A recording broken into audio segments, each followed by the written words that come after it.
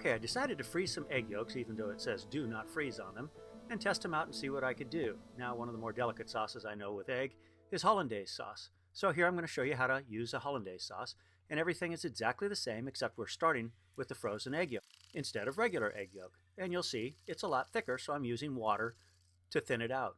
Now, the rest of the dish is exactly the same. Here I'm putting in a little Tabasco and some lemon juice, and I'm whipping that in. And then I'm going to taste it, and I'm going to add some sea salt and some white pepper. We use white pepper so it doesn't show. And after tasting it, I think a little more lemon juice to it. Other ingredient is butter, and there's two ways to add it. You can either cut it into cubes and add it warmed into the dish directly, or you can melt the butter and pour it in when the Hollandaise is pretty much done. We're going to do both today, just for fun. Now you notice I'm not using a bain-marie. That's because I'm going to stand there and I'm going to do it the whole time, and it doesn't need a bain-marie. So as you see, I start whipping, and then I add my butter to it, and whip, and add more butter to it, and whip, and add more butter to it. And I can control my heat this way by just simply taking it on and off the burner. And if I decide my burner's a little too hot, I'll turn the burner down a bit.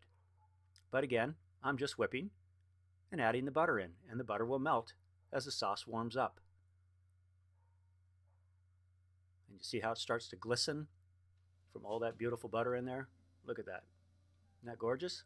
Okay, now we're going to taste it. And what does it need? Let's see.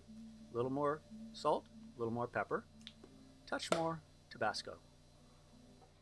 And I think it needs to be richer, so I'm going to melt that butter in and see how my sauce is pretty much done, but I can still add more butter to it. And we're going to whip that in and let it get nice and thick.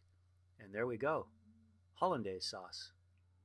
And in this case, made from frozen egg yolks.